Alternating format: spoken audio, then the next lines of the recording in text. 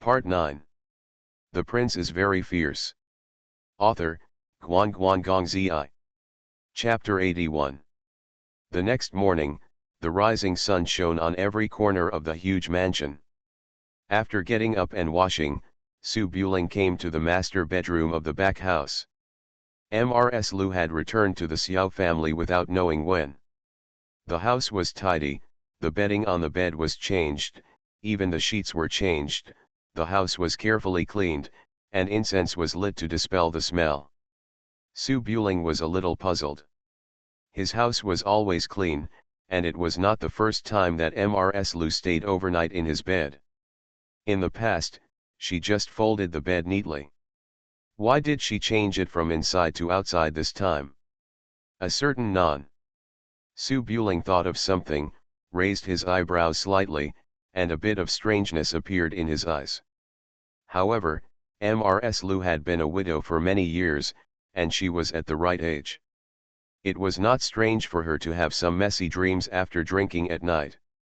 Su Buling pretended to be innocent and pretended not to know about this. After packing up his clothes, he went to the Imperial College for confinement. In order to take care of the feelings of the Li family, the emperor did not revoke the confinement on the spot. Su Buling naturally had no objection to this. Many people will definitely focus on him these days. If he runs around and is noticed, he may drag Zhu Manzi and Ning Qingyi into the water, and he may also be caught by the Queen Mother. It is best to stay in the Imperial College.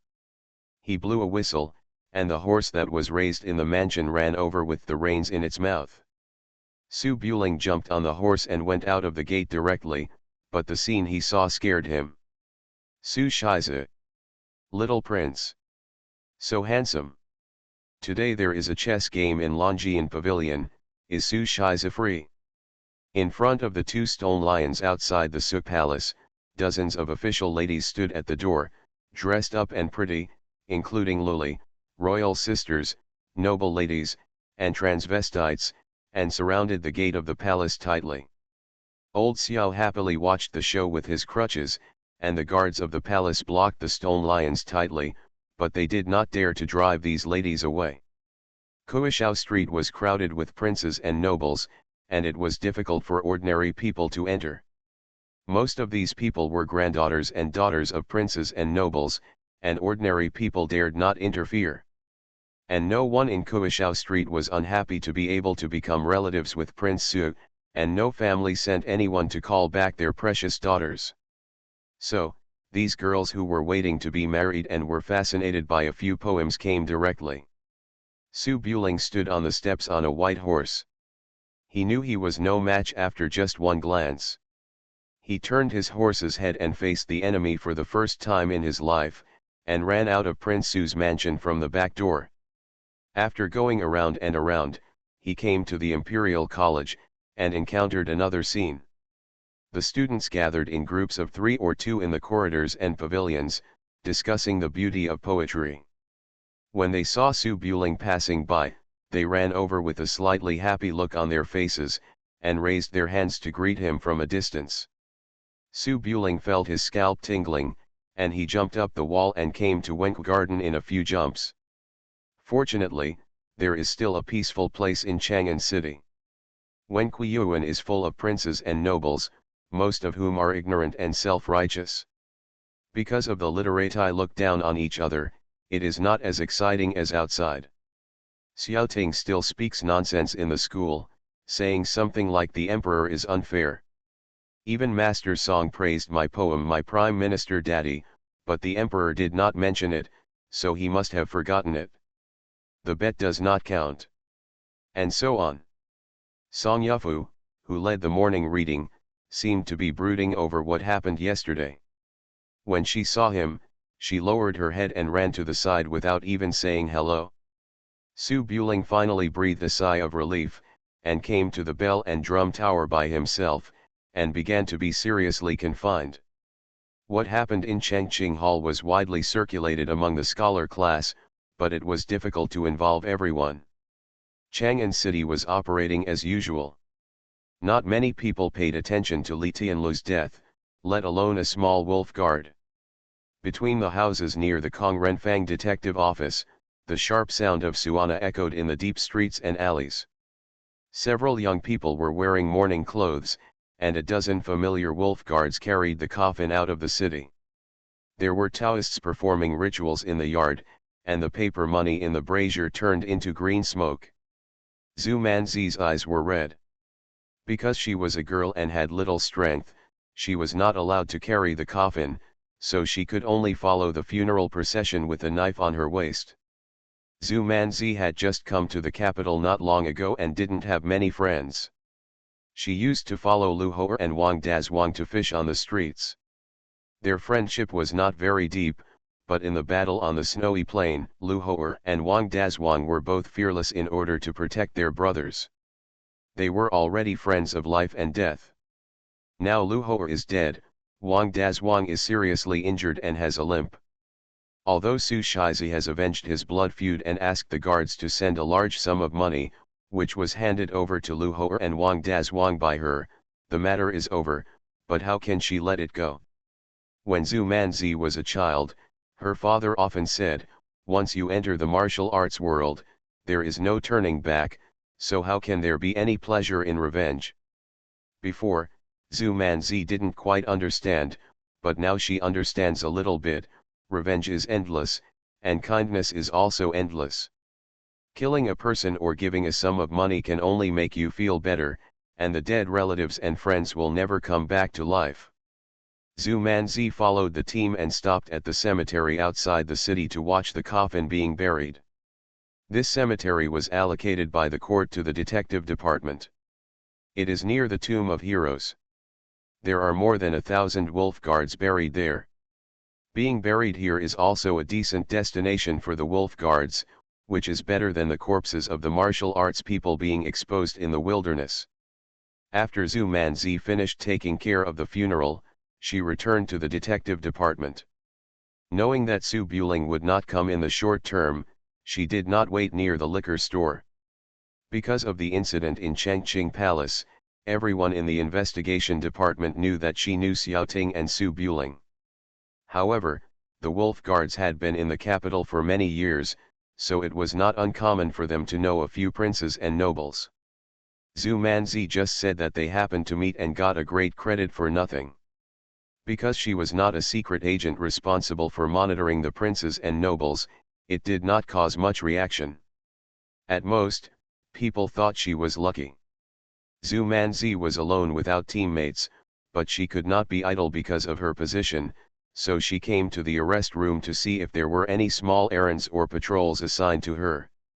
At noon, most of the wolf guards of the investigation department went out, and there were few people in the yamen. Zhu Manzi walked through the corridor in the yamen and saw Deputy Envoy Lu Yunlin coming over. He stood with his hands behind his back and looked at the Majesty, and seemed not to notice her, a little wolf guard. Because of the difference in rank, Zhu Manzi quickly raised his hands and clasped his fists to salute. Greetings to Deputy Envoy Lu. Lu Yunlin turned his head and seemed to have just noticed Zhu Manzi. He nodded and continued walking, but after taking a few steps, he stopped and turned back. Hey! Wait a minute. Zhu Manzi was about to continue walking, but when he heard the voice, he turned back and stood up again. What do you want, Deputy Envoy?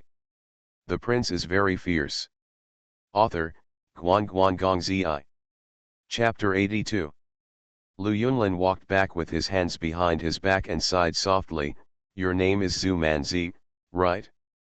I just entered Tianzi camp, and I almost didn't remember. Do you have any errands today? Zhu Manzi blinked his eyes, raised his hand and said, I don't have any errands, but the deputy envoy has something important to do for his humble position. It's not that important. Lu Yunlin clasped his hands behind his back and sighed. Inspector Wang came over to say hello a few days ago and said that the amount of pension money given to a wolf guard 10 years ago was wrong, alas. How could our detective department embezzle the pension money of a dead brother? I don't know who the black accusation was brought to the Yashitai, and the matter of Chen's Hizi and rotten millet was unclear. Since you are fine, go to the archives and look through it. It seems that his name was Lin Yang. He died in the spring of the second year of Zhaohong. The archives should be there is a record. Promise. Zhu Manzi was worried that he had nothing to do, so he naturally accepted the order and ran quickly to the archives. The case file library occupies a huge area and has stored hundreds of thousands of various files over the years. In order to free up space, except for a few extremely egregious murder cases, the rest of the temporarily useless files are sealed in boxes until one day they are encountered again. Turn it out and check it out. The Impermanence book carried by Wolfgard records Wolfgard's experience in handling cases. Its importance is self-evident, so it is also sealed in the case library. Zhu Manzi came to the large warehouse behind the document warehouse. Thousands of boxes were neatly stacked in it, with seals written on them with time and category. Fire-extinguishing items were placed next to them. Wolfgard distributes pension money based on merit, and the first person he looks for must be Wu Changbo, who records his past resume. It's easy to find the thinly stacked boxes, but in the past 10 years, the Wolfgard has changed several times. 10 years ago, the Iron Eagle hunting deer suffered numerous casualties. There were dozens of boxes alone, and they were piled up like a hill. Oh my God! Zhu Manzi had a headache and thought to himself, no wonder Deputy Commander Lu is so sad. We have to wait until next year. But the next errand is coming, no matter how hard it is, you have to do it, and you can't let your boss change to someone else. Zhu Manzi took a deep breath, rolled up his sleeves, climbed up the pile of boxes, looked at them one by one, then took them down and put them aside. The books stuffed in the box are not light at all. Zhu Manzi soon became sweaty, his chest was heaving, and his clothes were covered with dust. After moving more than 20 boxes, he finally found the box of spring of the second year of Zhaohong from the bottom. Zhu Manzi wiped the sweat from his forehead, carried the box to a place with better light, swept the dust on it, removed the seal and opened the box. Inside the box were neatly placed standard booklets, with the department and name on the cover. When working in Wolfgard, it is impossible to use only one book for the whole life and change to the next one when it is full. Everyone has many books put together. After Zhu Manzi wiped his hands, he picked up the books one by one to check the names and put them aside. Some of the books still had blood stains or burn marks on them, and they were obviously dug out of corpses. After about half a quarter of an hour, I finally found the Tianqiao Camp Liniang booklet in the middle of the box. There were only 2 books, which meant that he died after not being in office for a long time. The next thing is tedious. You have to summarize your life experience and what you have done and how much credit you have made. Zhu Manzi found paper, pen, and ink, sat at the table, opened the book, and checked the records page by page. Judging from the records in the booklet, this senior Lin Yang also started from patrolling the streets, solved a few small and medium-sized cases, and then entered Tianzi camp. His resume is similar to that of most Wolfguards, and there is nothing surprising about it. Zhu Manzi transcribed the case files that had been sealed and confirmed by the Yamen, and he wrote from noon to dusk. When he was so hungry, Zhu Manzi finally turned to the last page, and was about to breathe a sigh of relief and stretch when his peripheral vision found a line of records between the writings. On the 8th day of the first lunar month of the second year of Zhaohong, Suolonggu was escorted from Chang'an to Yuzhu. Before leaving, he checked with Jia Yi, the director of the Inner Treasury, and found nothing unusual. Zhu Manzi was shaken all over, his eyes widened, and he quickly picked up the booklet and checked it. After confirming that it said Long Dragon Gu written on it, he showed some surprise. No matter how hard you try, you won't be able to find anything, and it won't take any effort at all. Zhu Manzi did not expect that clues that were not found in Jiaziku could be discovered from the records of the dead wolf guards. Thinking of how happy Prince Su was when he heard the news, Zhu Manzi's excited little face turned red, and he wished he could get up and run to Su Buling to tell Su Buling the news. Fortunately, Reason still prevailed. Zhu Manzi knew how involved this fish that slipped through the net was. After looking around a few times and seeing no one in the warehouse, he carefully flipped through the booklet. It's a pity that the last sentence recorded in the booklet is this. According to the wolf guard's habit of performing tasks, the things to be escorted must be checked before departure. After delivery, they must be checked and stamped. It only says departure and not delivery, indicating that they are on the way. Something went wrong. Zhu Manzi was disappointed for a while. With only the sentence without beginning or end, it was difficult to tell what happened at that time, but some news was better than no news. She picked up the brush and licked the tip of her tongue, tore off a small slip of paper from the rice paper, copied the record on the slip of paper verbatim, then rolled it up, opened her clothes, and stuffed the roll of paper into her belly pocket. Clamp. He looked down, swayed again, and stood up and jumped. After making sure it wouldn't fall, Zhu Manzi put away the original copy of the book and put it away. Afterwards, Zhu Manzi no longer felt tired, and his whole body was full of energy. He followed the clues and found the case file that contained the death and injury information of the wolf guards. He searched box after box until the file library was about to be locked at night, and he finally found out who Lin Yang was. Records of the time of death. It's a pity that the wolf guards certainly can't write how they died. The files of the martyrdom records were written after verification by the chief clerk in the yamen, and it was obvious that they had tampered with them afterwards. There was only a few lines written on the case file. Lin Yang of Tianqiaoying transported utensils to Tangjiabao in Yuzhou on the 8th day of the first lunar month in the second year of Zhaohong, and died of a serious illness on the way. After investigation, there was no difference. Zhu Manzi was disappointed, but she also understood how much the matter involved. The investigation department was the eyes and ears of the current emperor.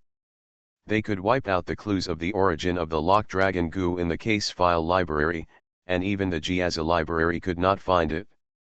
Many chief officials remained silent, so there was no need to guess who was behind it.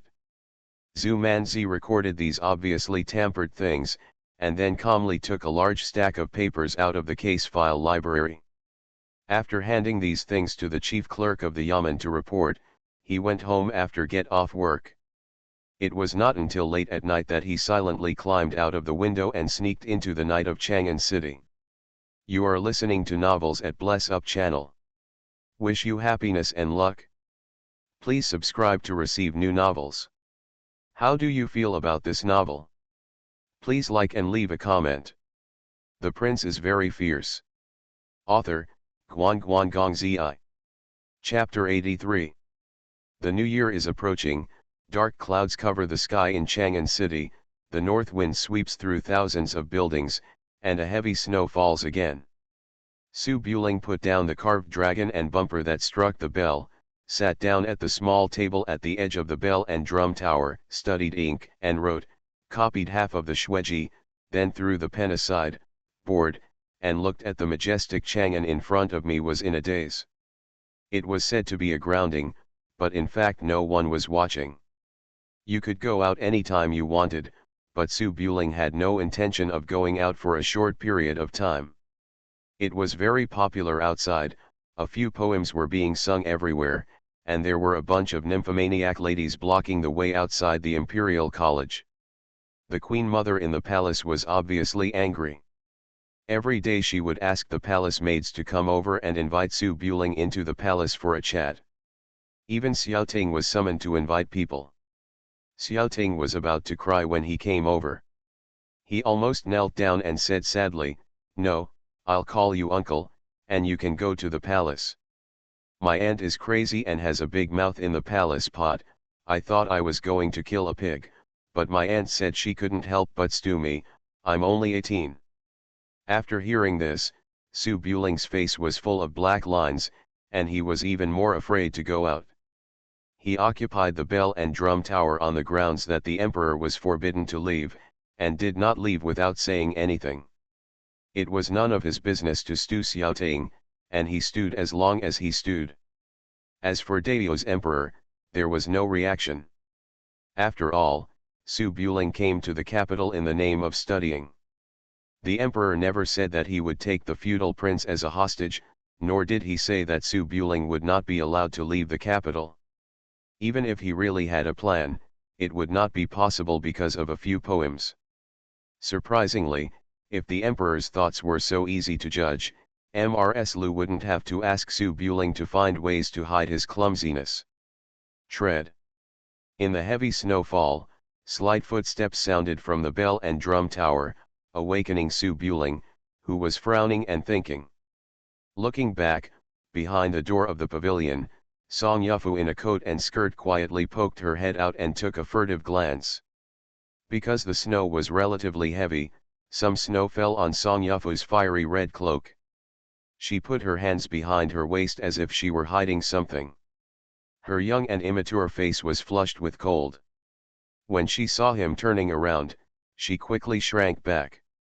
Go back, and then there is the sound of dong dong dong dash footsteps going downstairs.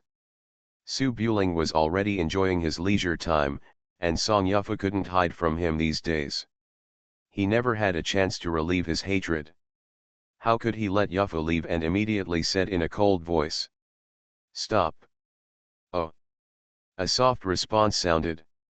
Song Yufu walked out of the bell and drum tower slowly, looking left and right, not daring to make eye contact with Su Buling, and walked slowly to the small case. Su Buling sat lazily with his hands on his knees, raising his eyebrows and looking at the young beauty in front of him. "What? Come here and continue to reason with me." Song Yufu stood up straighter for a while, thought for a while, then softened again, and whispered, "It's hard to reason with a rough guy like you." Su Bulenling's eyes were slightly cold, and he raised his hand to pull this ignorant schoolgirl over and give her a spanking. Song Yufu suffered a big loss last time and had a dull pain for several days. How could she lose her memory? He hurriedly took a few steps back, took out the food box hidden behind him and protected it on his chest, and said anxiously, "A gentleman talks but doesn't do anything. How can Prince Su, with his rich body, be so rude to a woman like me? A look of I'm weak but I'm polite." Su Buling looked at the food box, slightly surprised, took back his hand and chuckled, "So I came here to apologize. I should have told you earlier." Song Yufu's face turned red and she pursed her lips, but she didn't deny it. "Although it was an unintentional mistake, I did make a mistake. I must apologize for causing trouble to Prince Su. I stewed some porridge. If you eat it, you won't be able to see me the same way. Is this what an apology looks like?" Su Buling was puzzled. "You have made me suffer so much, and I just want to make a stew pot of porridge." "You have a good idea, but why should I eat it?" Song Yufu blinked and handed the food box out. "Very delicious." Su Buling was speechless by this reason.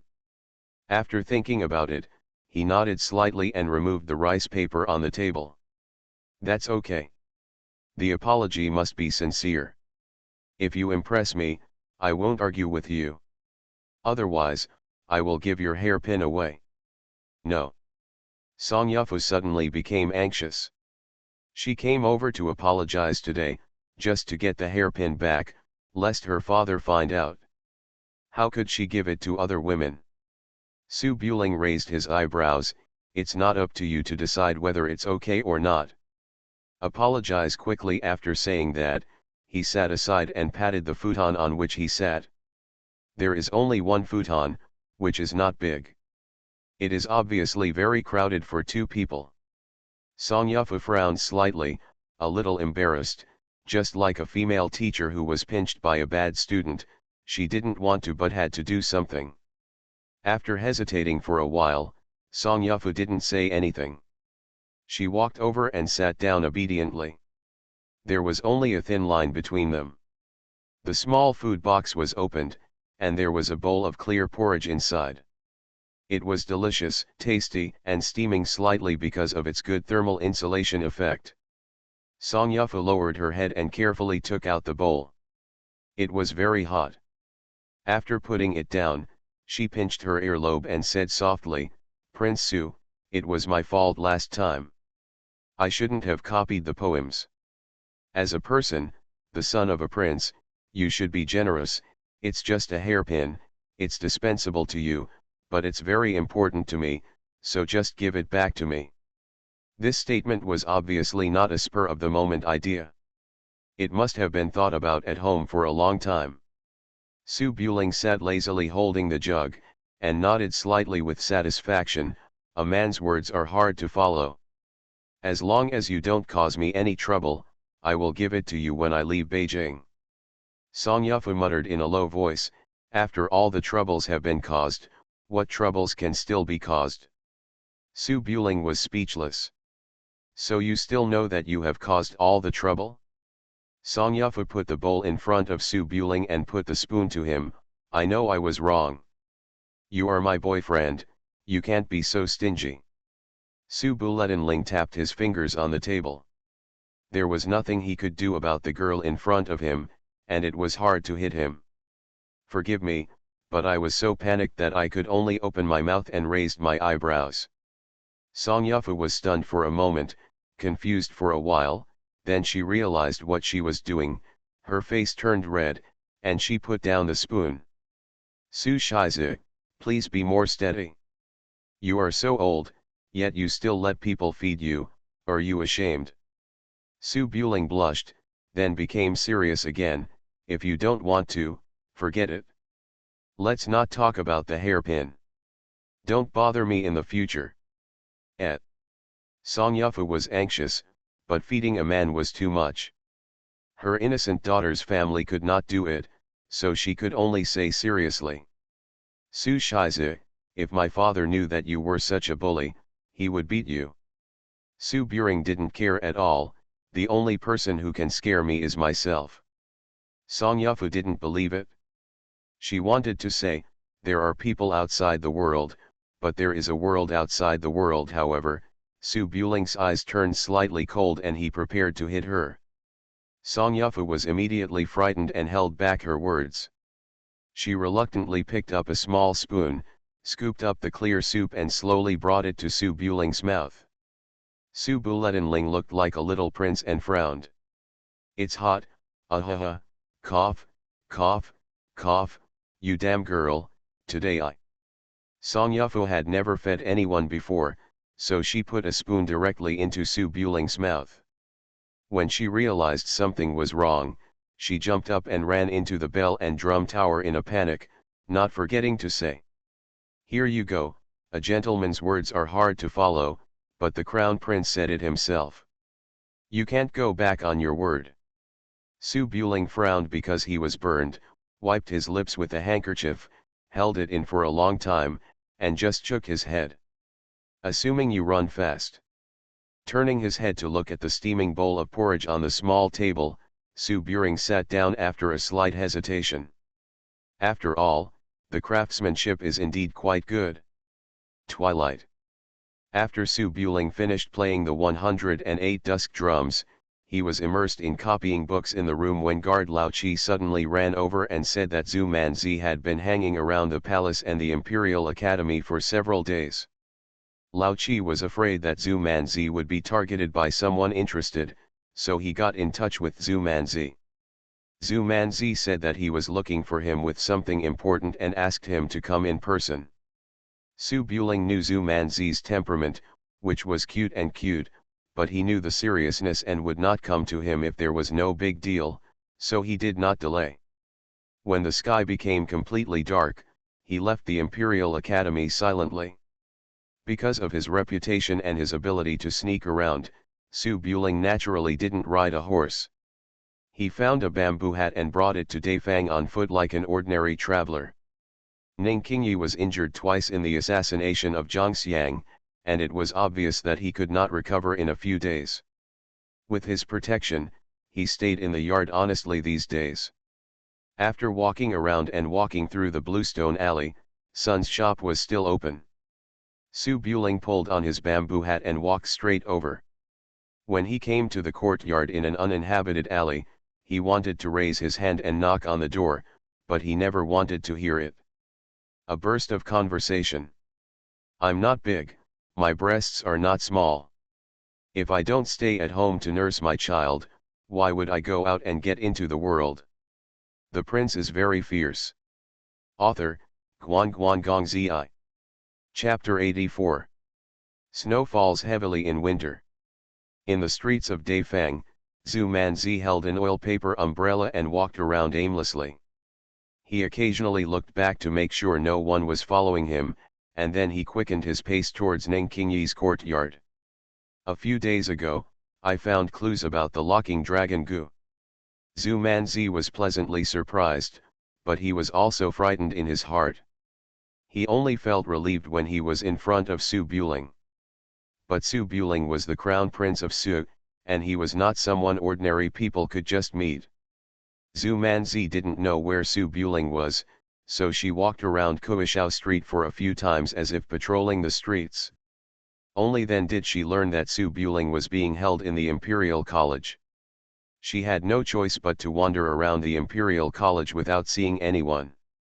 Even though they knew each other, they couldn't send news to Su Buling. Fortunately, Lao Qi, who had met once before, came out and asked about it before telling the big news. After all, Zhu Manzi was worried after not meeting Su Buling's people. He was born with little courage and knew the dangers of the world, so he had to find a safe place to wait in order to protect himself. Zhu Manzi came to the capital not long ago, and he didn't know anyone behind him at all. The people in the royal palace on Kuishao Street were too arrogant, and the only master he could think of was the female assassin hiding in the market. The female assassin knew Su Buling, and she might have been raised by Su Buling. As they stood on a united front, it was naturally impossible to harm her. As a result, Zhu Manzi came to the small courtyard in an uninhabited alley, raised his hand and knocked on the courtyard door. Dong dong. There was a fire in the yard, and it was obvious that someone was there. A faint smell of medicine floated in the air, and a cold voice sounded. Who?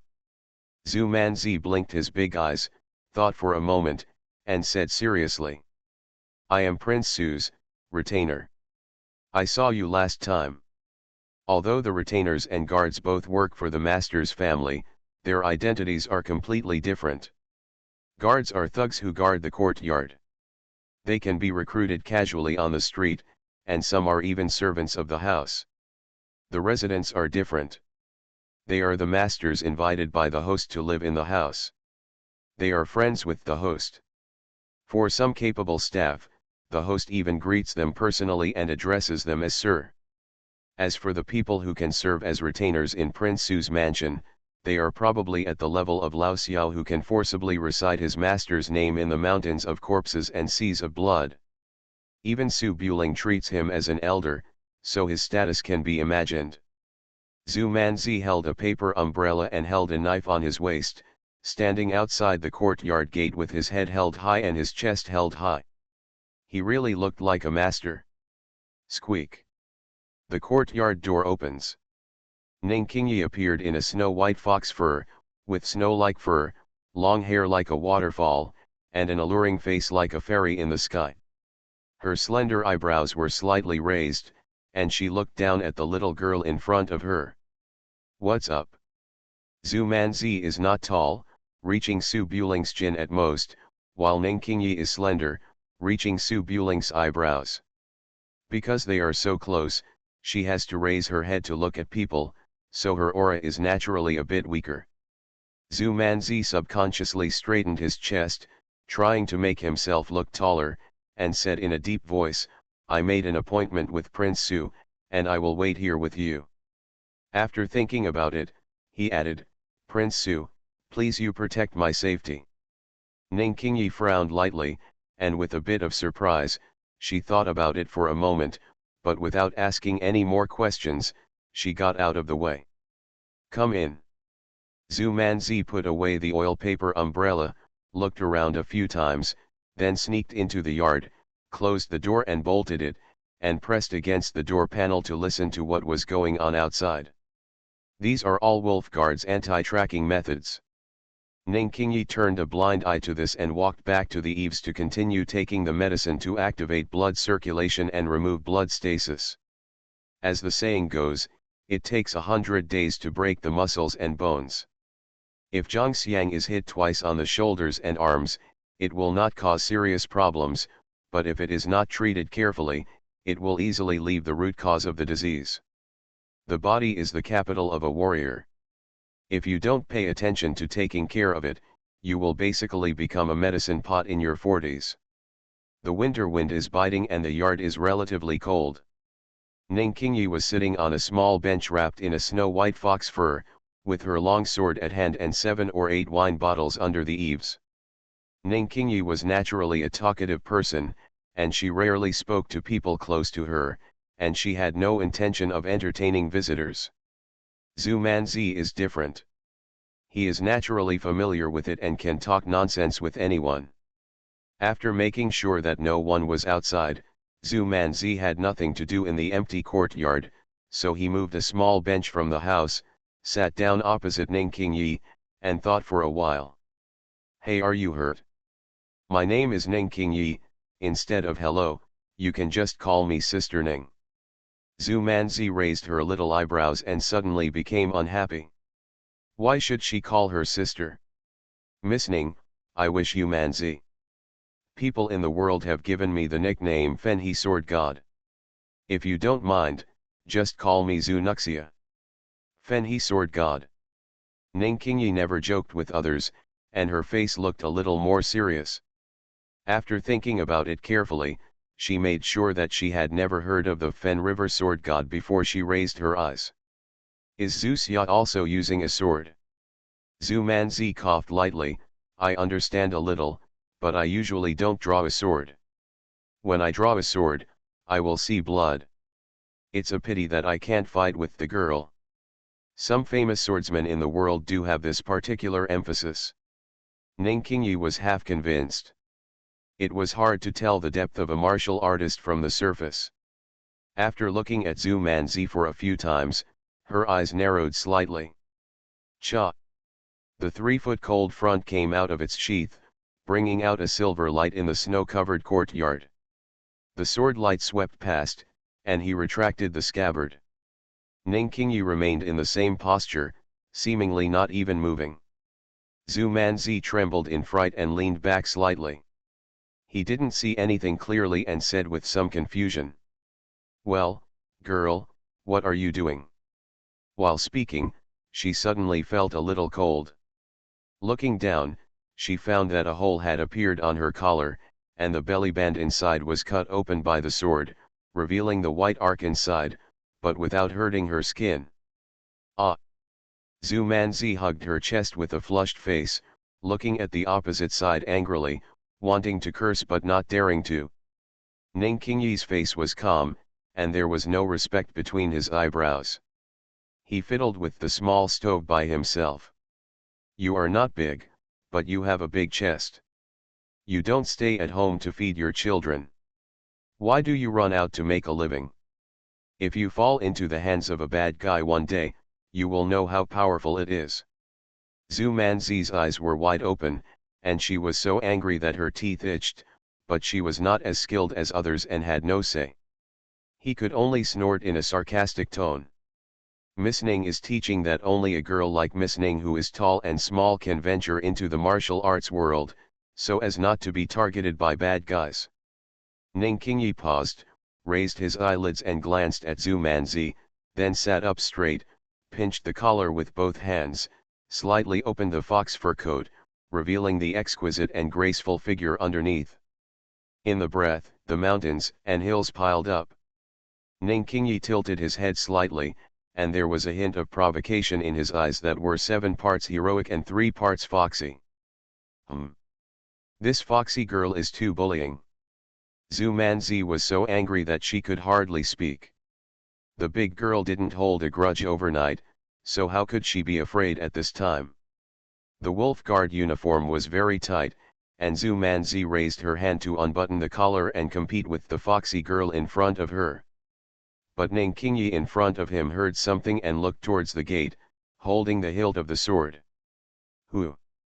Zhu Manzi saw Ning Qingyi holding the sword and was about to shout, "Lady, spare me," but she reacted after hearing the words and quickly hugged her chest again. The prince is very fierce. Author, Guan Guan Gong Zi. Chapter 85. Hu. Outside the courtyard gate on a snowy winter night, Su Buling took off his bamboo hat and lightly knocked on the courtyard door. "Miss Ning, it's me." Bang. There were chaotic footsteps in the yard, the bench seemed to have fallen to the ground, and there were whispers of what to do, don't open the door. Squeak. The courtyard door opens. Ning Qingyi stood tall and graceful inside the courtyard gate, with a lukewarm expression and a slight nod. "Master Su is here."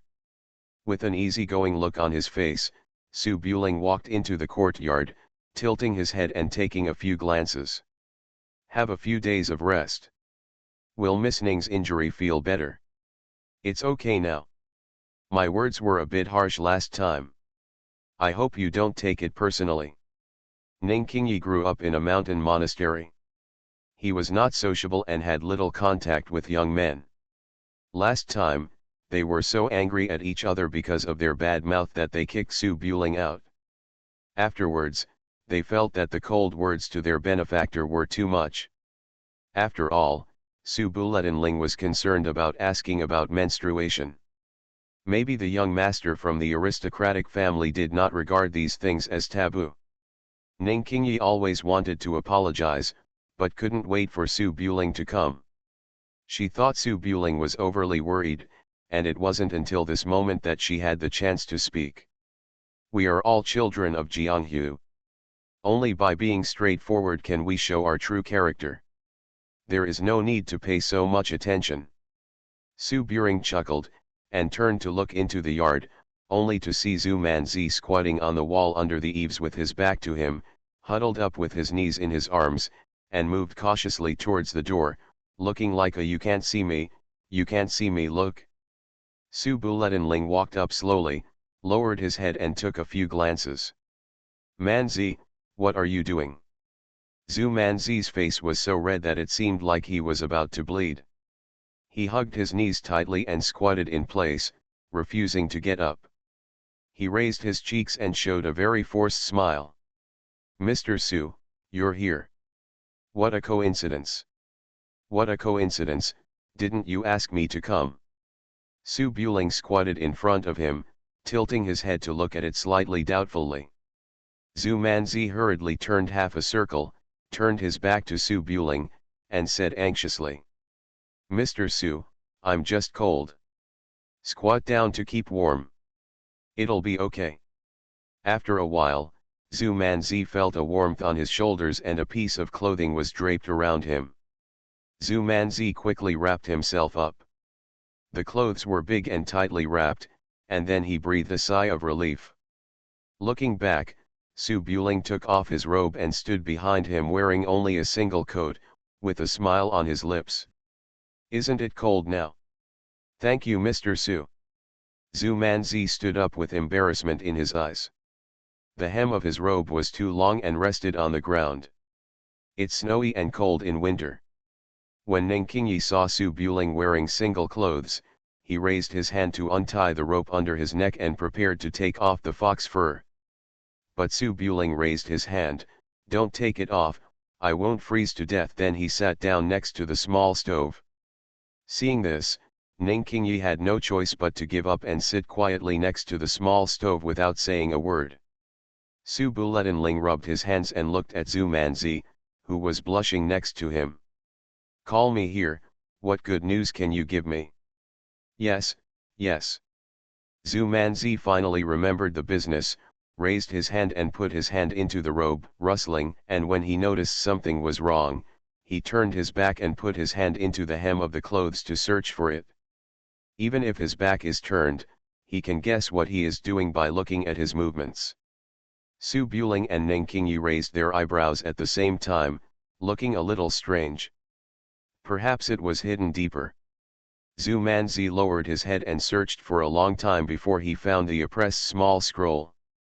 "Here, I found it from the archives." Zhu Manzi turned around, squatted next to Su Buling, and spread his palms like a treasure. Su Buring blinked and was too embarrassed to ask, "Where did you get it from?" He raised his hand to take the small roll of paper, still with a little bit of residual warmth. Ning Qingyi couldn't bear it. She turned her head to look at the falling snow and tightened her fox fur. Su Buling was not a stone man, and he must be lying if he said he was not interested in anything. He coughed slightly and opened the paper. He just glanced at it and his expression suddenly changed. On the 8th day of the first lunar month of the second year of Zhaohong, I escorted Su Alonggu from Chang'an to Yuzhou. Before leaving, I checked with Jia Yi, the director of the Inner Treasury, and there was no difference. Is this found in the archives? Zhu Manzi nodded like he was pecking rice, and said with a smile, "Yes." "Prince Su, why are you unhappy?" Su Buletinling's face was ashen. Ning Qingyi sat up a little straighter, with a solemn look on her face. The Inner Treasury is the official treasury, located inside the palace. Zhu Manzi nodded, "Yes, this means that Dragon Locking Gu is really in the palace, and we finally have a clue." After all, Ning Qingyi was a somewhat famous ranger. Su Buling had told her these things again, so he understood the meaning of the news. Mr. Su was ambushed in the Weha River. I have never known who the murderer was. The officials have been tracing it, but there is no news. Now I have found the news about the locking dragon Gu from the archives, and it came from the palace. It must have been the emperor's hand. If you can kill the first, there will be a second chance. Mr. Su will not live to leave the capital. Ah dash. Zhu Manzi's happy expression froze, and she glanced weakly at Su Buling. Su Buling was silent for a moment while looking at the note.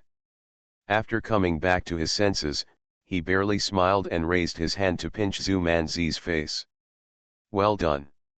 It's a great achievement. It would be great to have some news."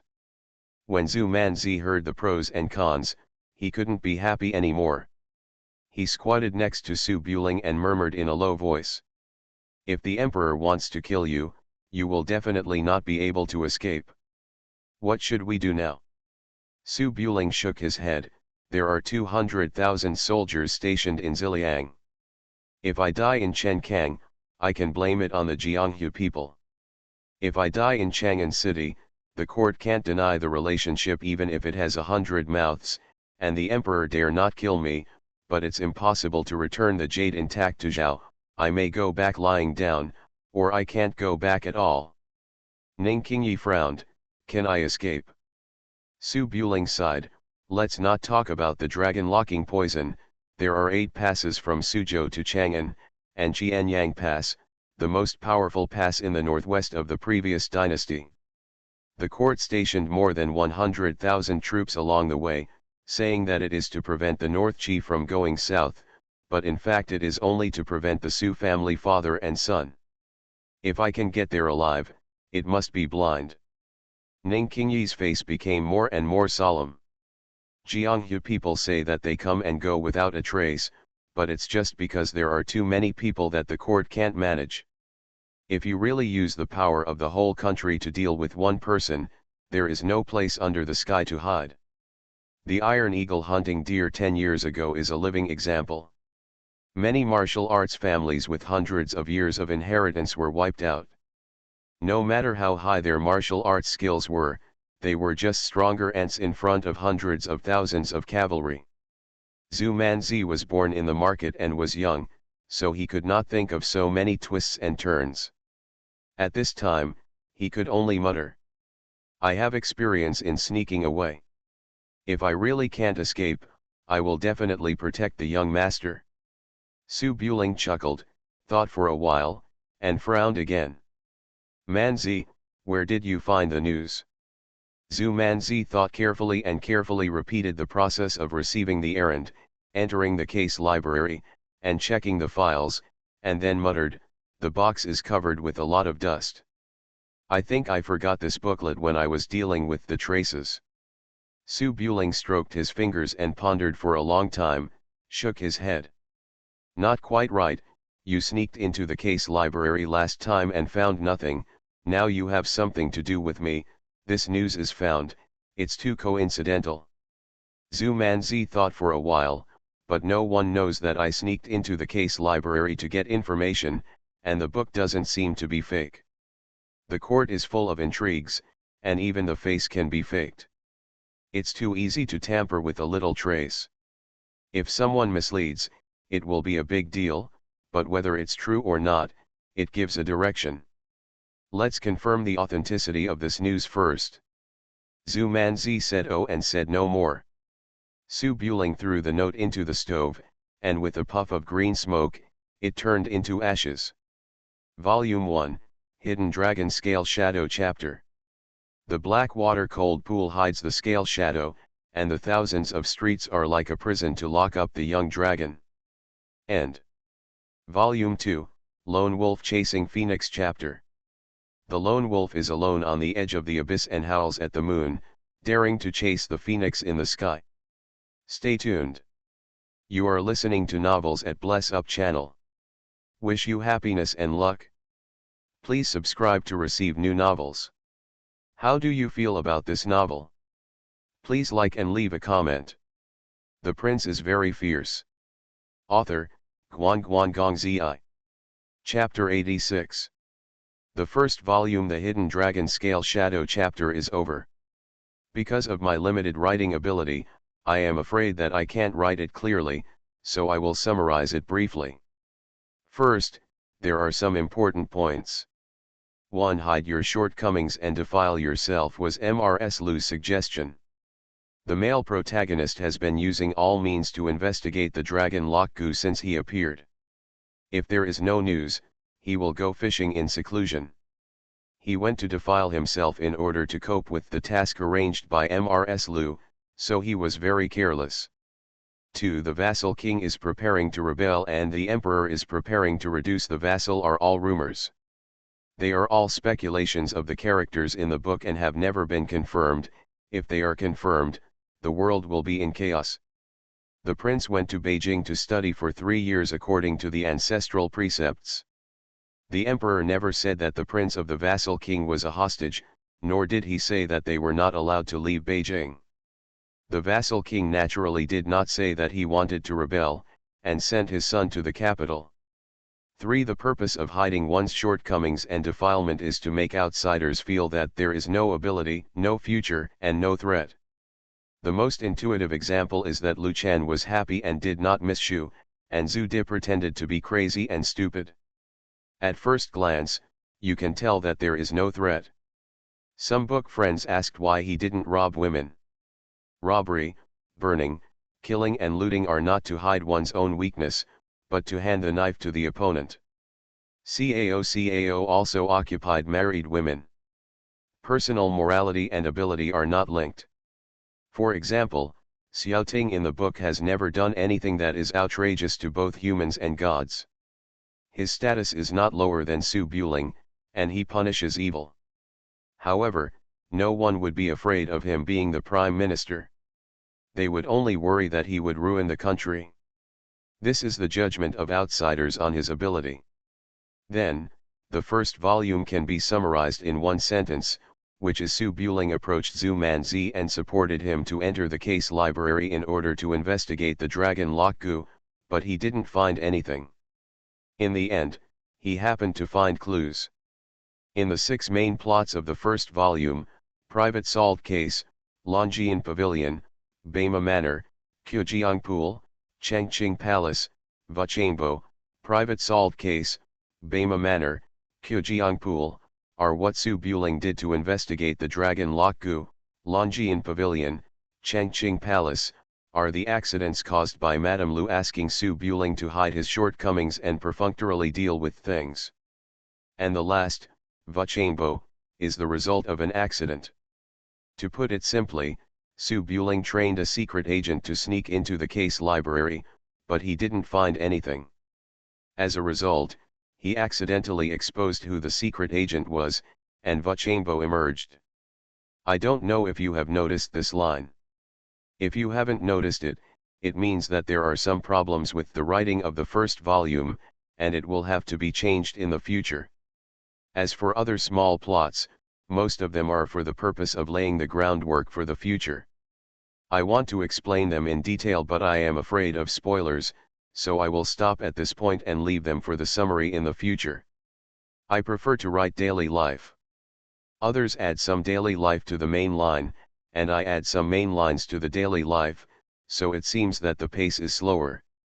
But the slow pace is not just a cliché.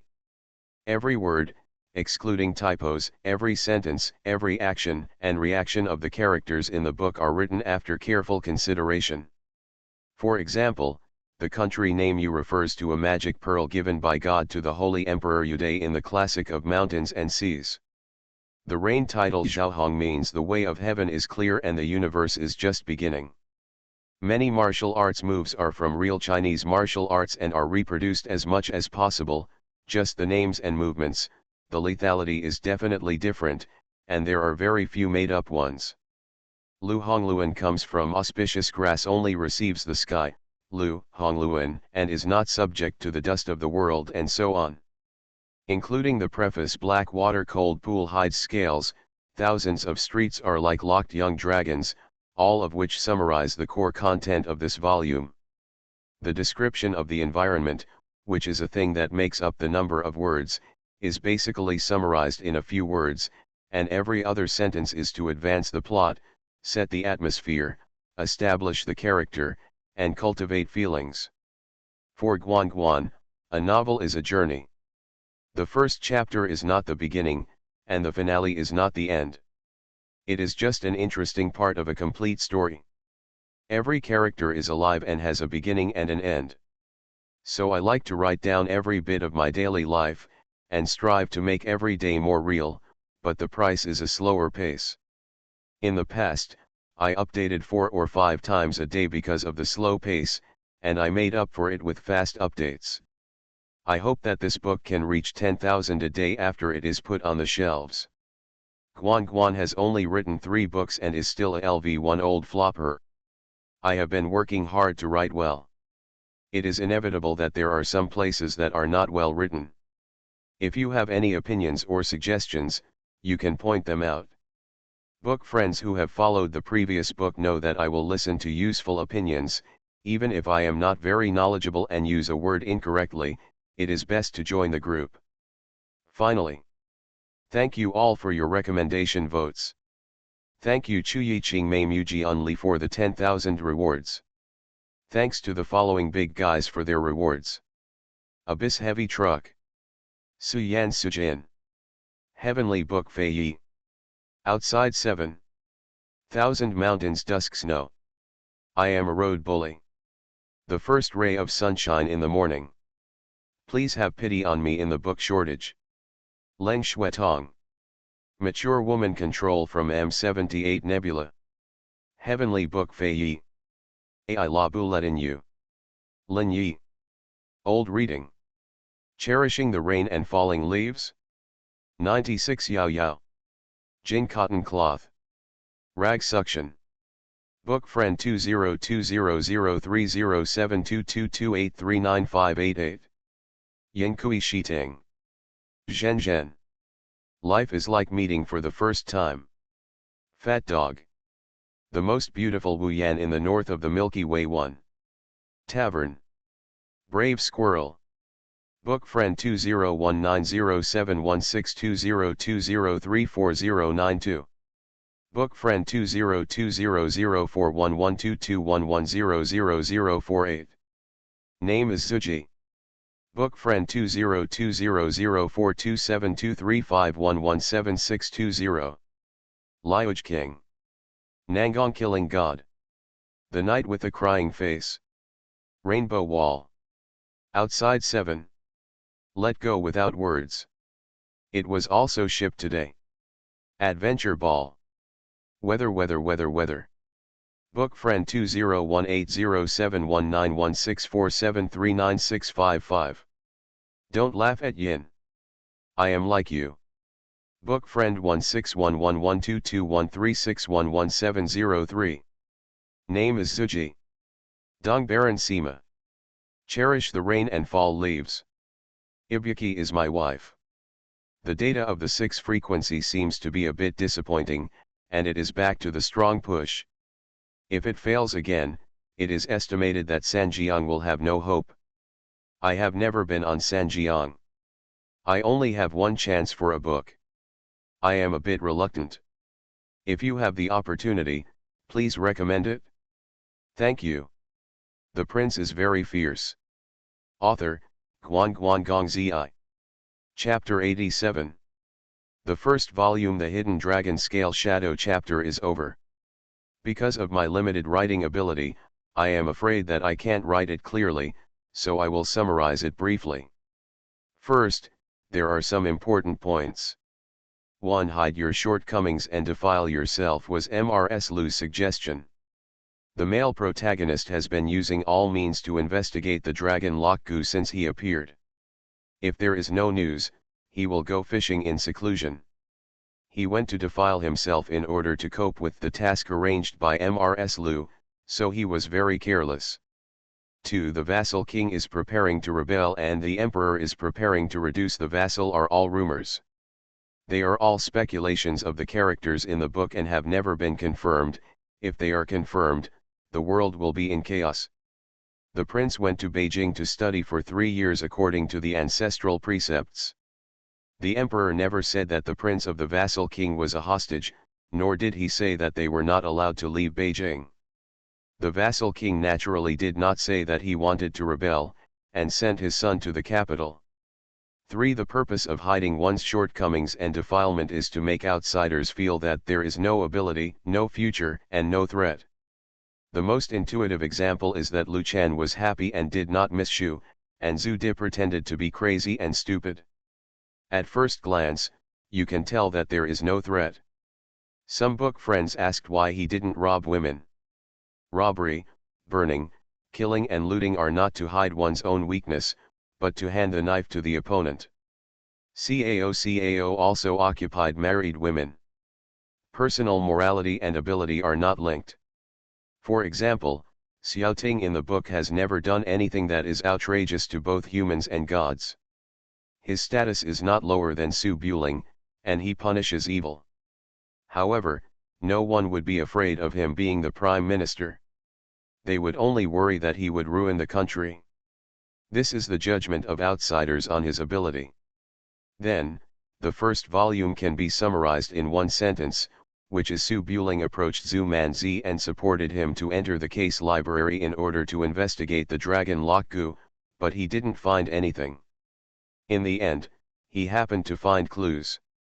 In the 6 main plots of the first volume, Private Salt Case, Longjian Pavilion, Bama Manor, Qujiangpool, Changqing Palace, Vachambo, Private Salt Case, Bama Manor, Qujiangpool, are what Su Buling did to investigate the dragon Lokgu. Longjian Pavilion, Changqing Palace, are the accidents caused by Madame Lu asking Su Buling to hide his shortcomings and perfunctorily deal with things. And the last, Vachambo, is the result of an accident. To put it simply, Su Buling trained a secret agent to sneak into the case library, but he didn't find anything. As a result, he accidentally exposed who the secret agent was, and Vachambo emerged. I don't know if you have noticed this line. If you haven't noticed it, it means that there are some problems with the writing of the first volume, and it will have to be changed in the future. As for other small plots, most of them are for the purpose of laying the groundwork for the future. I want to explain them in detail, but I am afraid of spoilers, so I will stop at this point and leave them for the summary in the future. I prefer to write daily life. Others add some daily life to the main line, and I add some main lines to the daily life, so it seems that the pace is slower. But the slow pace is not just a cliché. Every word, excluding typos, every sentence, every action and reaction of the characters in the book are written after careful consideration. For example, the country name Yu refers to a magic pearl given by God to the Holy Emperor Yudai in the classic of Mountains and Seas. The reign title Zhaohong means the way of heaven is clear and the universe is just beginning. Many martial arts moves are from real Chinese martial arts and are reproduced as much as possible, Just the names and movements, the lethality is definitely different, and there are very few made-up ones. Lu Hongluan comes from auspicious grass, only receives the sky, Lu Hongluan, and is not subject to the dust of the world, and so on. Including the preface, black water cold pool hides scales, thousands of streets are like locked young dragons, all of which summarize the core content of this volume. The description of the environment, which is a thing that makes up the number of words, is basically summarized in a few words, and every other sentence is to advance the plot, set the atmosphere, establish the character, and cultivate feelings. For Guan Guan, a novel is a journey. The first chapter is not the beginning, and the finale is not the end. It is just an interesting part of a complete story. Every character is alive and has a beginning and an end. So I like to write down every bit of my daily life, and strive to make every day more real, but the price is a slower pace. In the past, I updated 4 or 5 times a day because of the slow pace, and I made up for it with fast updates. I hope that this book can reach 10,000 a day after it is put on the shelves. Guan Guan has only written 3 books and is still a LV1 old flopper. I have been working hard to write well. It is inevitable that there are some places that are not well written. If you have any opinions or suggestions, you can point them out. Book friends who have followed the previous book know that I will listen to useful opinions, even if I am not very knowledgeable and use a word incorrectly. It is best to join the group. Finally, thank you all for your recommendation votes. Thank you Chuyiqing Mei Muji Unli for the 10,000 rewards. Thanks to the following big guys for their rewards. Abyss Heavy Truck. Suyan Sujin. Heavenly Book Fei Yi. Outside 7,000 Mountains Dusk Snow. I am a road bully. The first ray of sunshine in the morning. Please have pity on me in the book shortage. Leng Shuetong. Mature Woman Control from M78 Nebula. Heavenly Book Fei Yi. Ai La Buletin Yu. Lin Yi. Old Reading. Cherishing the Rain and Falling Leaves. 96 Yao Yao. Jin Cotton Cloth. Rag Suction. Book Friend 202003072228395888. Yinkui Shiting. Zhen Zhen. Life is like meeting for the first time. Fat Dog. The most beautiful Wuyan in the north of the Milky Way 1. Tavern. Brave Squirrel. Book Friend 201907162020340092. Book Friend 202004112211000048. Name is Zuji. Book Friend 2020042723511760. Liuj King. Nangong Killing God. The Night with the Crying Face. Rainbow Wall. Outside 7. Let Go Without Words. It was also shipped today. Adventure Ball. Weather. Book Friend 201807191647396555. Don't laugh at Yin. I am like you. Book Friend 1611122136111703. Name is Zuji. Dong Baron Sima. Cherish the rain and fall leaves. Ibuki is my wife. The data of the 6 frequency seems to be a bit disappointing, and it is back to the strong push. If it fails again, it is estimated that Sanjiang will have no hope. I have never been on Sanjiang. I only have one chance for a book. I am a bit reluctant. If you have the opportunity, please recommend it. Thank you. The Prince is very fierce. Author, Guan Guan Gong Zi. Chapter 88. On a cold winter night, in a deserted, dilapidated courtyard, 2 women and a man, who were sneaking around, sat together and warmed themselves by the fire.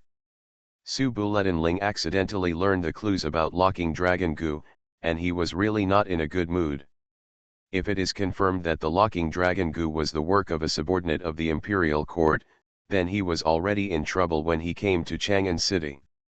There is almost no way to survive in this murderous prison. However, as a person in 2 lifetimes, Su Buling was not so reckless as to listen to the wind and make it rain. The most important thing at the moment was to confirm the authenticity of Zhu Manzi's news. Locking Dragon Gu was extremely overbearing. Su Buling speculated that the dead wolf guard Lin Yang might have died violently due to accidental exposure to the poison. Otherwise, the death and injury records would not be so scrawled, and there was no record of any disease he contracted. The dragon lock goo corrodes the limbs and bones, and death from poisoning will definitely leave traces to confirm the authenticity of the news. It is natural to look for the corpse of the wolf guard who died suddenly. Gilu gilu. Under the eaves of the small courtyard, boiling medicine jars emitted white mist. Because Su Buletinling was deep in thought, Zhu Manzi didn't dare to disturb him, so he squatted beside him in a daze, his big eyes occasionally glancing at Ning Qingyi opposite him. Ning Qingyi gently raised her hand to pour the medicine into a porcelain bowl and let it dry. Maybe it was because she had been silent for too long and the atmosphere was a bit strange, so she spoke softly. Mr. Su, I am from the Jianghu. I may not be able to help you in the capital. I know some seniors in the Jianghu. I will leave tomorrow to help you find out a few things. However, I may not be able to find out the antidote. Life and death are determined by fate. Wealth and honor are in heaven, but people will always die. Zhu Manzi frowned, feeling something was wrong. Su Buling was quite moved at first, but gradually his face became full of black lines. Looking up, Ning Qingyi's eyes were very serious, with a bit of jealousy of talents. Haha, Miss Ning cares so much about Xiao Sheng, I'm really flattered. Su Buling nodded and chuckled, suddenly stretched out his hand and grabbed Ning Qingyi's wrist with lightning speed. The movement was too fast, and Ning Qingyi was unprepared. He just dodged slightly and was caught. His palms were hot, pressing back and forth on her wrists. So bold. Ning Qingyi's already cold face became even colder, but Su Buling was kind to her after all, and in the end she just frowned slightly. What you do? Su Buling held Ning Qingyi's wrist to prevent her from pulling away, and felt it carefully. It feels smooth and delicate, and feels cool and comfortable. However, the expression is still very serious. The girl suffered internal injuries. Traveling long distances can easily lead to the root cause of the disease. Let's not leave until after the new year. Ning Qingyi looked a little suspicious. Taking the pulse was just taking the pulse, how could he hold the whole hand and rub it back and forth, but judging from his expression, he didn't look like someone who was taking advantage of him, and he didn't know how the palace taught him. Don't understand any rules at all. Ning Qingyi pulled her wrist away from Su Buling's hand and huddled under the fox fur. I'm just worried that you're anxious. It's not like I'm about to die. It would be nice if I could rest for a few more days. Su Buling laughed twice, muttered to himself, what a beautiful girl, it's a pity she's not mute, and then stood up. Girl, go to bed early. If you feel unbearably lonely at night and want to find someone to talk to by holding a candle, you can come to the palace to see me at any time. Manzi, let's go. I'll take you home. Okay. Zhu Manzi was looking at Ning Qingyi with disgust. Hearing this, he immediately stood up and trotted behind, wrapped in a long robe. Ning Qingyi didn't like men with talkative words, so she didn't get up to see him off. After the two of them went out and closed the courtyard door, she picked up the medicine bowl and muttered lightly. So thick-skinned. There was heavy snowfall and the whole city was silent. On the small street leading to Kongrenfang, Zhu Manzi raised the oil paper umbrella high to cover Su Buling's head, and held the hem of the robe with his right hand to prevent it from slipping down and being naked. Because of the height difference, it looks a bit awkward. After Su Buling left the courtyard, his expression became grim, which was completely different from the deceitful look just now. Zhu Manzi still liked Su Buling like this, took a few secret glances, and whispered. Mr. Su, you look so good looking with a cold face. Why are you so charming? Well, you are laughing and joking in front of Miss Ning. In my opinion, you are even prettier than her. Talking to her is a compliment to her. Su Buling curled up his lips. Ning Qingyi has an indifferent temperament and is unsophisticated. She is cold and I am cold. I have nothing to say. Zhu Manzi thinks so. When two people are together, there must be someone who talks a lot so that they don't get cold feet. She thought about it for a moment, looked back, and asked in a low voice. Mr. Su, are you attracted to Miss Ning? Su Buling shook his head. She has such martial arts at such a young age. She will surely occupy a place in the world in the future. It will be more convenient to make friends with her in advance and use her for her own use in the future. Zhu Manzi secretly breathed a sigh of relief and said seriously, young Master Su has really thought deeply about it.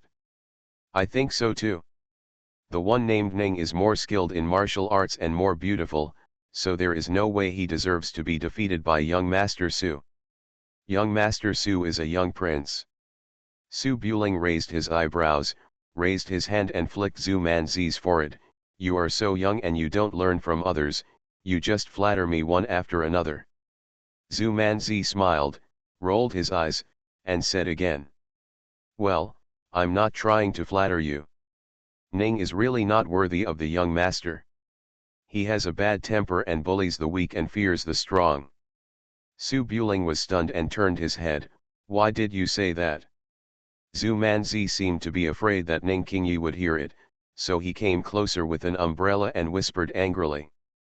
Just now in the courtyard, I said I was a guest of the Prince Su's mansion, and her expression was very respectful. But after a while, she found out that my martial arts were not as good as hers, so she became proud and showed off in front of me. I refused to accept it, and she hit me. She said it aggrievedly, as if she was bullied. Su Buling was also wondering what happened in the courtyard just now. Hearing Manzi complaining about being wronged, he stopped and frowned. Did she hit you? Zhu Manzi nodded like a chicken pecking at rice. Yes, I saw that she knew you and didn't fight back. She drew her sword at me, and it was so scary. Didn't hurt you? No. It didn't hurt. Let me see. Zhu Manzi was stunned and a little confused. Then she saw Su Buling's face was solemn, and he raised his hand to pull open her robe to check the wound. No, no. Ah. The cold wind was biting, and there was no one in the deep alley. The little constable in the wolf guard uniform had his wrist grabbed and pulled apart with a red face, and felt a chill in front of him.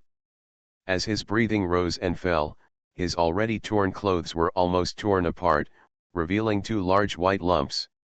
He was very cunning, and his mind was unfathomable. Su Buling narrowed his eyes slightly, not expecting Ning Qingyi to be so ruthless. He took a look at him and quickly closed his robe again, frowning and saying, Hey, this Ning Qingyi is really reckless. Luckily I didn't hurt you.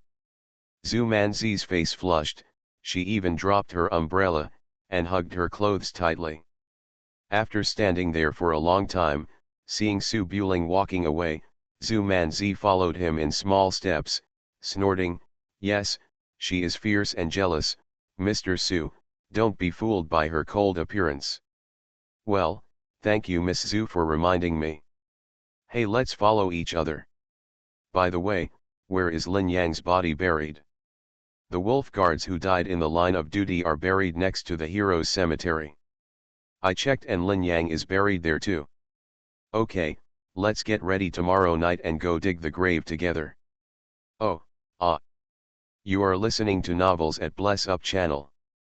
Wish you happiness and luck. Please subscribe to receive new novels. How do you feel about this novel? Please like and leave a comment. The prince is very fierce. Author, Guan Guangong Zi. Chapter 89. The white snow adorns Jinghua Garden, and a few dim lanterns sway outside the courtyard. The night is already deep.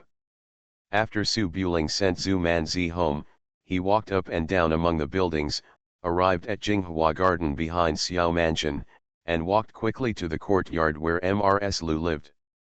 The news I learned from Zhu Manzi today was that in addition to the unknown cause of death of the wolf guard who transported Lock Dragon Gu, there was also news about Jia Yi, the head of the inner treasury who checked with the wolf guard. The inner treasury is the emperor's small treasury, which stores the royal family's private property. It is located within the imperial city. The manager must be the emperor's cronies. Su Buletinling knew about eunuch Jia, but eunuch Jia was not called Jia Yi. When Xiao Zong entered Chang'an, the young eunuch Jia was extremely talented and was selected to become Emperor Xiaozong's personal bodyguard, that is, a dead soldier. Most of the dead soldiers, like Su Buling's guards, had no names but only code names, and eunuch Jia was the dead soldier. Later, when Xiaozong's trust and status increased, he was given a surname, and only a surname. There are estimated to be thousands of eunuchs in the imperial city, and there must be quite a few named Xia. Su Buling cannot remember the names of the eunuchs in his spare time, and he has no chance to contact them, so he has to find someone to ask. Su Buling walked quickly through the beautiful Jinghua garden with beautiful snow scenery, and soon arrived outside the courtyard by the lake. The lantern was still on, but there was no sound in the small courtyard. It was located in the back garden of the Xiao family's mansion. There were more than a dozen diners sitting in the Xiao family's house, so they naturally did not need guards. Su Buling climbed over the courtyard wall silently without disturbing anyone, and glanced around the other courtyard to see that all the maids were asleep. Su Buling thought for a while, then walked outside Mrs. Lu's wing, took out a bamboo stick from the bamboo hat, inserted it into the crack of the door, picked it up, and opened the door bolt. Squeak! The door made a faint sound, and then it fell silent again. Su Buling came to the boudoir. There was no heater in the room at night, so it was relatively cold. Although there is no light, I have been here many times, but I didn't bump into it. I bypassed the soft couch, sea of tea and other objects, opened the bead curtain and came to the curtain. The beautiful palace boots were placed on the floor, and the winter skirts were neatly stacked on the tray next to them, along with a glass of water. Su Buling put the bamboo hat aside and lit the candle with the fire stick next to it. The lamp was like a bean, emitting a dim yellow light. Maybe she was sleeping deeply, but Mrs. Lu didn't wake up. Su Buling hesitated for a moment, then raised his finger to open a small gap in the curtain.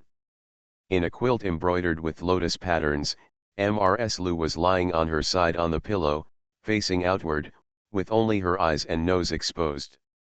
She was breathing steadily, and her mature cheeks exuded a different charm under the faint firelight. Su Buling opened his mouth, but he couldn't bear to wake him up, so he stood there and stared for a long time. Woo! Maybe it was because of the firelight. Mrs. Lu's eyelashes trembled twice, she turned over slightly and let out a soft murmur. Su Buling retracted his finger that opened the curtain as if he was electrocuted, looked around, sat down on the stool next to him, and coughed lightly. Cough dash. Rustling. Mrs. Lu turned over again, and after a few breaths, she opened her eyes. Her eyes were sleepy, and she rubbed her eyes with one of her bright wrists, raised half of her body, and said in a daze. You knew, what's wrong? Aunt Lu, it's me. Mrs. Lu woke up in an instant when she heard the man's voice, but after a while, tiredness came over her again. She leaned on the pillow again, pressed the quilt tightly to prevent the cold wind from pouring in, and murmured feebly with half-squinted eyes. I don't want you to stay up late at night and come here to do what you want. Su Buling frowned and turned his head. Aunt Lu, are you sick? No. Su Buling heard that the voice was not right, so he knelt down beside him, put his hand into the curtain, and touched Mrs. Lu's forehead after hearing the voice. Mrs. Lu opened her eyes, raised her hand to hit her, but did not avoid it. Feeling the cold palm, she whispered. I fell into the water last time, and when I went to bed at night, Anyway, I caught a bit of wind and cold. I have already had the doctor look at me and took the medicine. Don't worry. Su Buling felt it carefully, then pressed his fingers on Mrs. Lu's wrist. After making sure that there was nothing serious, he breathed a sigh of relief. I was reckless last time.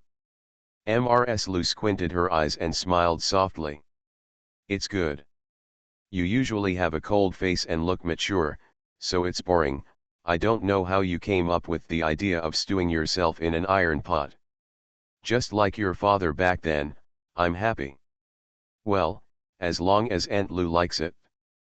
Mrs. Lu was silent for a moment, took Su Buling's cold hand, put it under the quilt to keep warm, and sighed quietly. Your father was very powerful back then. He hid his incompetence and became one of the four pests of the capital. When he left the capital, all the civil and military officials breathed a sigh of relief, thinking, this scourge has finally returned to trouble Ziliang. As a result, I can't laugh anymore, let the tiger return to the mountain, and the dragon swim into the sea.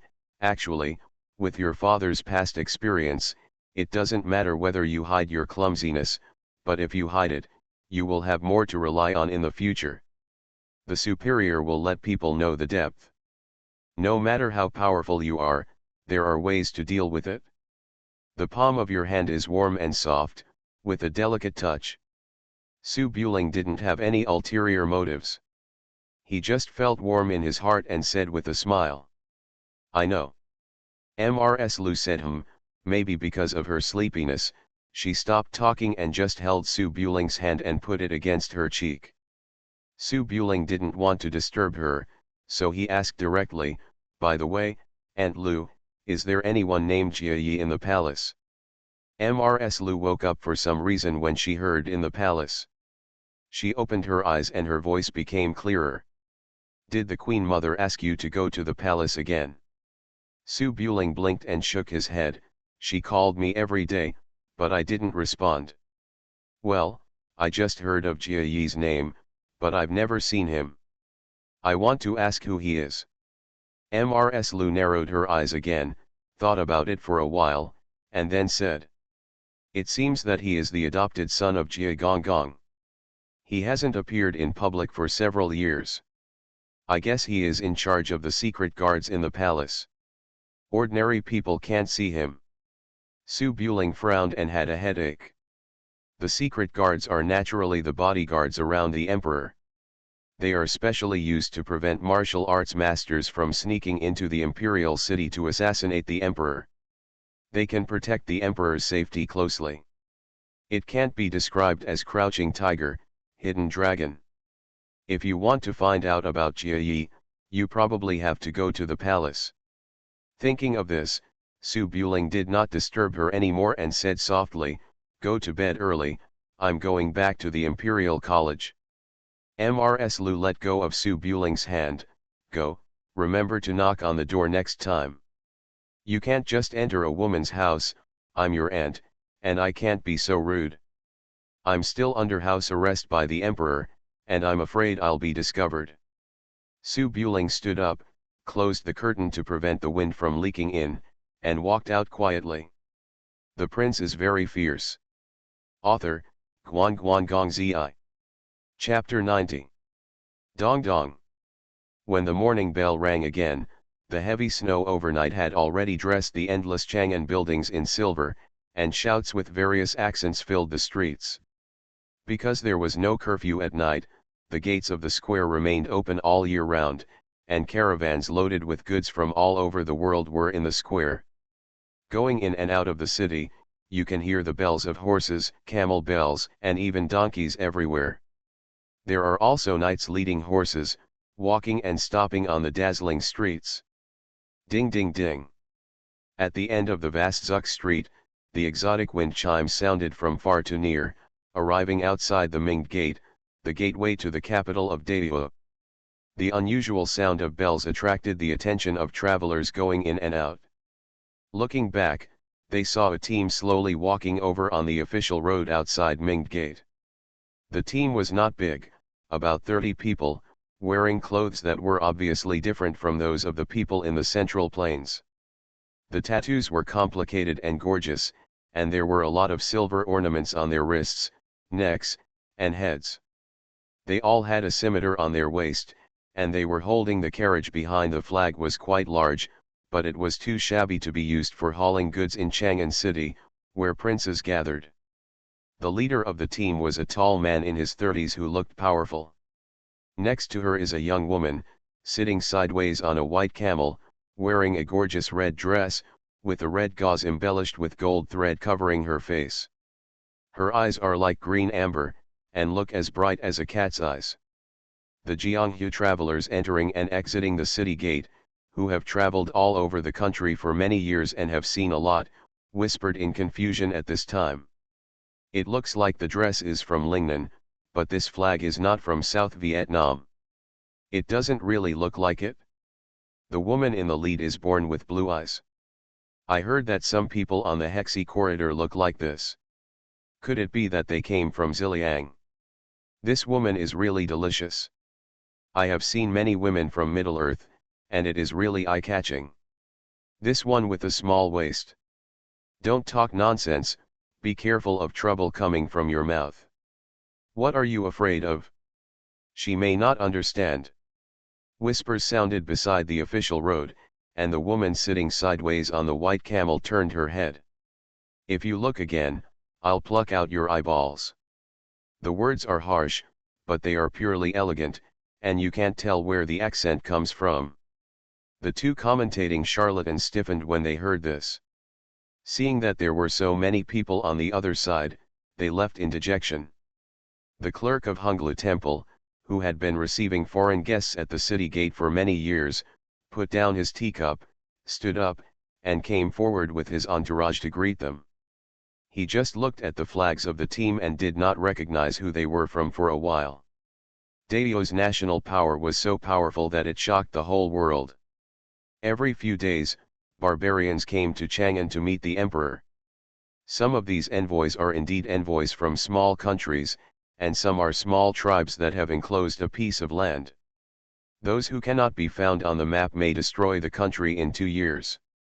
However, as a country of etiquette in the Central Plains, visitors are guests, and you cannot refuse to let them in because they have a small family background.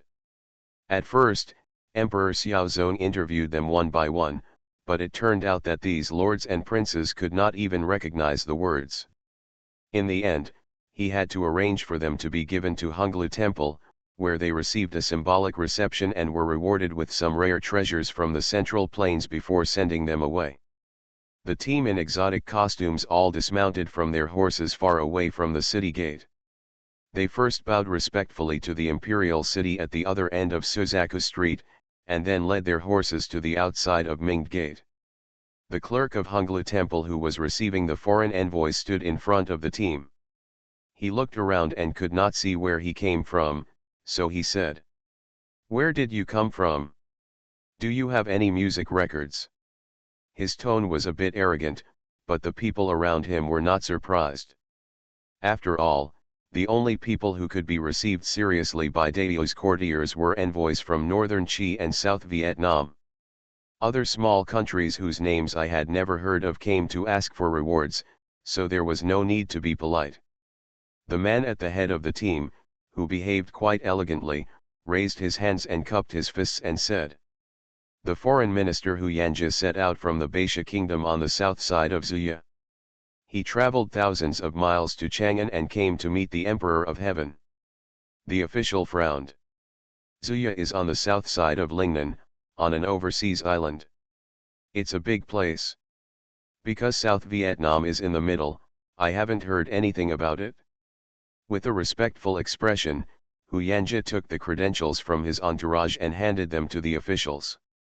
The clerk took it over and opened it and looked at it. The format of the credential was fair and full of words of praise and admiration. It was also stamped with seals.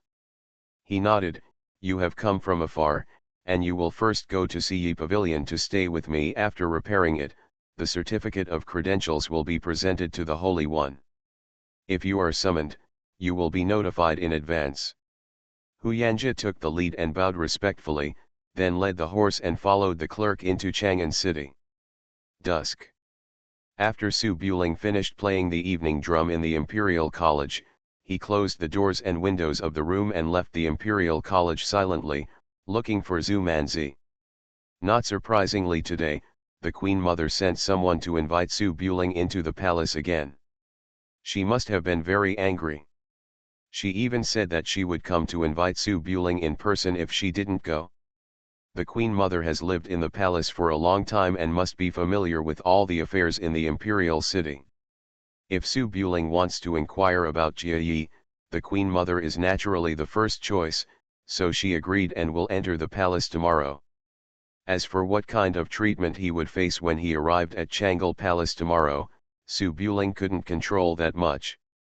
The Queen Mother couldn't really skin him alive, but the dragon-locking goo was life-threatening and could really kill him.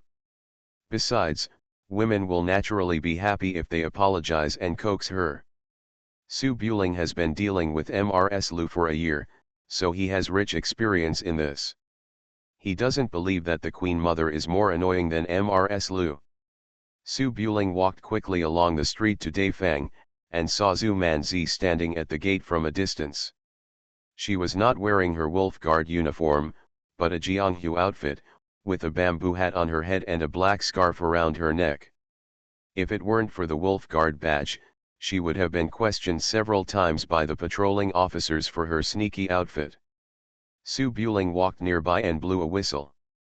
Zhu Manzi, who was looking around, was delighted and hurriedly ran over with her horse. The Jianghu outfits are mostly tight shorts, which emphasize flexibility and lightness. The combination of leggings, wrist guards, and waist corsets can be considered tights. Zhu Manzi is not tall but well developed. She sways when she jogs. It is estimated that practicing martial arts will affect her body balance. Su Buling glanced at her and for some reason thought of the glimpse of beauty last night. He shook his head and chuckled helplessly. Zhu Manzi led the horse to the front and said with a smile, "Mr. Su, why don't you ride that arrogant horse? I'm under house arrest, and it's not good for the horse to be too eye-catching." Su Buling turned over and jumped directly onto Zhu Manzi's horse, holding out his hand. "Let's go." Zhu Manzi was stunned, her face turned red, and she hesitated a little. She felt that sitting in front was like sitting in Su Buling's arms, so she stepped back a few steps, rushed forward and jumped directly onto the horse, sitting behind Su Buling. "Hold on, go." Su Buling didn't delay and grabbed the horse's belly. The fierce horse neighed loudly and began to gallop on the street. Zhu Manzi, who had just sat on the horse's back, didn't know where to put his hands, and fell backwards because of the unstable center of gravity. "Ah!" Zhu Manzi exclaimed.